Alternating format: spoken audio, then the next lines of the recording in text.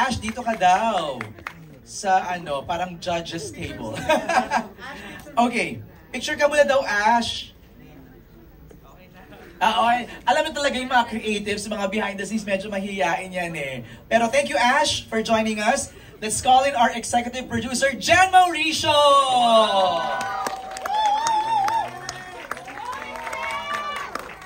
Another executive producer, si Amy Sumalde! Parang kayo yung hurado dito sa harapan eh, no? Ayan, thank you for joining us. Okay, eto na talaga, the cast of Love at First Spike. Let's begin with, napanood ko to sa Sparks Camp. Let's call in Universe Ramos! Universe Center, please, for photo muna.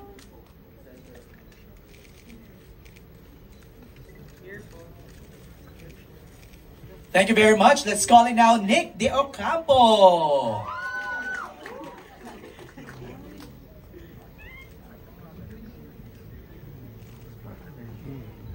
Center muna, Nick, for photos.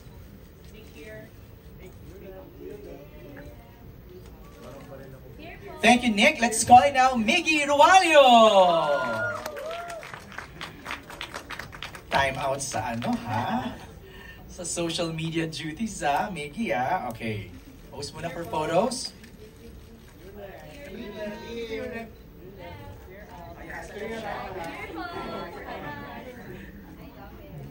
Thank you, Miggy. Let's call in Dre Sugay.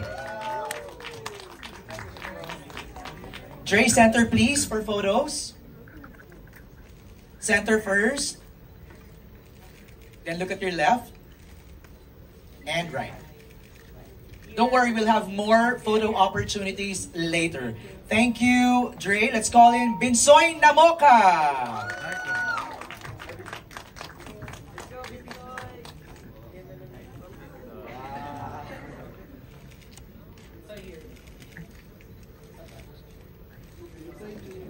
And to your left, there you go. Thank you, Binsoy. Let's call in Bong Gonzalez.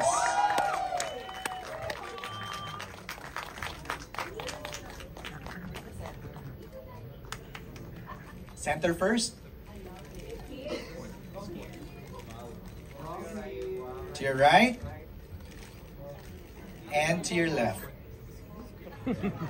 Thank you, Bong. Let's call in Jude Hinumdong.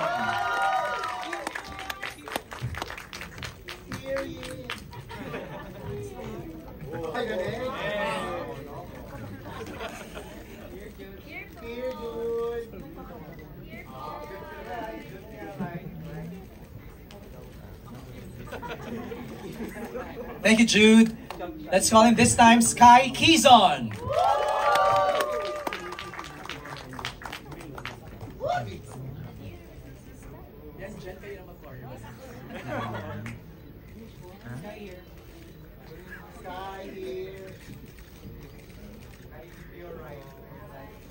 Thank you, Sky. Let's call him this time Lance Reblando.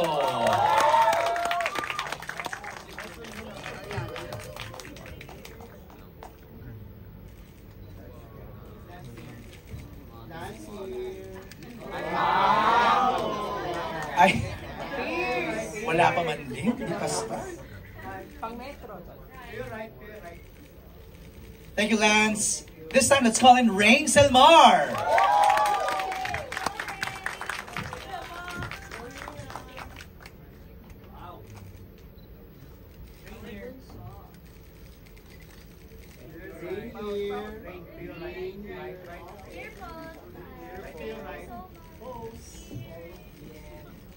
Thanks, Rain. This time, let's call in Dylan Iturralde.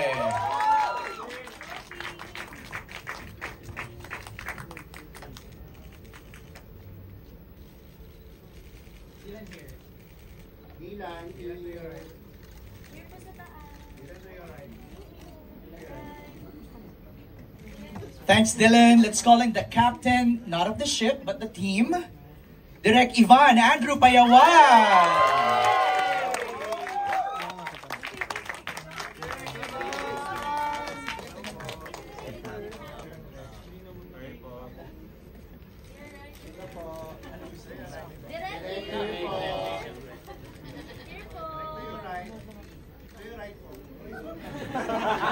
Thank you, Direk Ivan. This time, let's call in Sean Tristan.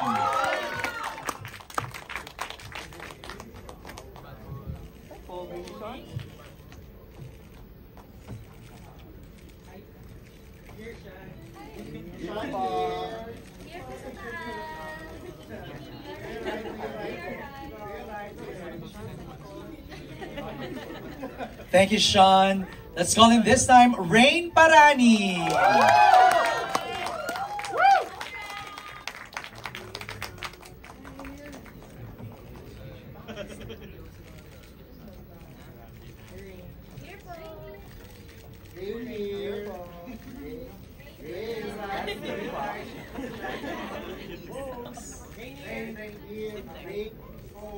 Thank you, Rain. Now to complete our lineup for this afternoon, let's call in Emilio Daes.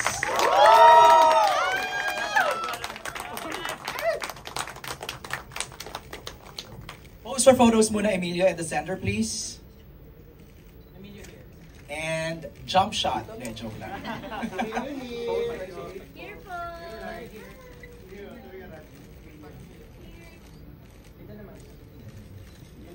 Okay, we'll have more opportunities for photos later. Emilio, have a seat. Hello. Oh, yan, may ganun pa ha. Okay. Have a seat. Good afternoon, everybody! Medyo mataas ang energy kasi it's a fun afternoon. Medyo si Dylan naninibago. Ang dami daw tao. Punong-puno tayo this afternoon. Sige po, pasok lang. Okay. Before we begin our Q&A, because all of us are very excited to ask you questions about what Love at First Spike is all about. May mga clues na from the title itself, and we've seen the trailer. But we'll have more questions later. Bati muna tayo. Let's start with Nick. Pag ganon. Nick, bati ka muna please to everybody. Use the microphone. There. Hello? Yes, we can hear you. Hi guys, I'm Nick De Ocampo, and I'm so glad to be here right now. And it's so nice to meet, to see everybody come and support Love at First Spike. Thanks, Nick. Miggy. Magandang hapon, everyone. Thank you so much for coming. My name is Miggy, and please enjoy. Thanks, Miggy. Binsoy. Hey, Love Squad, yeah. So magandang hapon sa ating lahat, and I hope na ma-enjoy yung hapon na to. Hi, hello. Thank you, Binsoy. Lance. Hi everyone, I am Lance Orlando. Sinet po namin ng maayos itong Love at First Spike, so sana ma-receive niyo siya ng maayos kasi palong-palo na po kami. Enjoy po! Jude. Hello, good afternoon po everyone. If you're happy and you know it, say hello! Hello! Ganda. Hello po. Ganun piyo ka. Good afternoon po sa inyo lahat. I'm Bong Gonzalez, mga press. Thank you so much for coming. Such an honor and a responsibility. Hi everyone, I'm Universe. Thanks for coming, and I hope you guys enjoy. What's up guys, I'm Dre, and thank you for coming out to MediaCon on Love at First Spike, and hope you guys enjoy. Welcome to the world of Brixton. Let's go to Sky first. Bright Sky everyone, good afternoon po. Thank you to our media friends who are here and also to our kapamilyas who are watching sa live stream natin. I hope you guys are ready because Love at First Spike will be spiking tonight and June 20 po, 8 p.m. Dylan. Hello mga kapamilya, hello sa lahat ng press na dumayo po dito. Maraming salamat po sa suporta nyo and I hope na mag-enjoy tayong lahat. Direct, Ivan. Hey! Good afternoon and thank you so much for being here with us. This project is very special to me, to everyone here na kaharap ninyo. So maraming salamat po na nandito po kayo. Thank you. Rain. Hello po everyone, I'm Rain Somar po. And thank you all po for coming and supporting Love at First Spike kasi it's amazing and you will watch it and you will see it's amazing talaga. So thank you so much. Thank you po. To another homonym. You know that word, right? Homonyms. Rain and Rain. Rain, go ahead. Hello po, I'm the other Rain. Your fellow ally para Salcedo. My name is Rain Parani. Maraming salamat po for the press to be here. Maraming salamat po. I know everything that you've been going through. Thank you so much for being here. And What have been we going through? Ano bang pinagdadaanan namin, Rain? my course is similar to them, so I know the struggle. Ayun po, maraming salamat po for being here and sharing our stories to everybody else. Mass communication, si Rain. Sean? Hello po mga kapamilya, ako po si Sean Tristan. This project is really special, so thank you po sa inyong lahat for coming. And yeah, let's all have a good time today. Emilio. Mga kapamilya, mga kaibigan natin sa press, maraming salamat po sa pagpunta niyo dito. Sana po magustuhan niyo yung Love at First Bite. Pinaghirapan po namin to. And it's nice to see everyone. Thanks, Emilio. Okay, ilatag muna natin. No? Now that you've greeted everybody, ilatag natin what is this all about. Maybe Ash, you're the writer. You can share something. Tayo ka na lang siguro, no? Para in a nutshell, without spoiling everything, what is Love at First Bite all about? Ano ba yan? Hindi ako prepared. It's about Uno and yung journey niya para mahanap yung sarili niya sa... Kasi nalagay siya sa isang sitwasyon na hindi siya comfortable and then, ayun, yun lang muna. Uno is Emilio, right? Yes. Okay, pero why volleyball? Ay, si Direk Ivan na po yung Okay, sasagot sige. siya. Direk Ivan, ikaw na ang sumagot nun. Bakit sa dinami-dami ng sport, bakit hindi basketball or football or fencing? Pero bakit volleyball? Well, and then, as I mentioned kanina, it's special to me. It's very personal kasi this is like my parang ode to my 12-year-old self nung ako nag-volleyball. And then lately, nagkaroon ng parang craze sa volleyball. You know, nag-start na mag-roll ball yung effect ng volleyball na sport. And nung time ko kasi hindi pa siya masyadong pinapansin. And it's mostly an escape or parang a refuge for queer children or kids like me when I was growing up. When everybody was kind of alienating the queer kids. Volleyball yung puntahan talaga nila. So ito yung, kung bakit volleyball, ito yun. Wow, I somewhat agree. Doon sa sinabi ni Direk Ivan, no? Pero, ang gusto ko malaman, all of you, sino dito ang totoong naglalaro ng volleyball? Dylan is a varsity player. Tama? Who else? Lance, Bong, Rain. Sean, you play also? No. No, okay.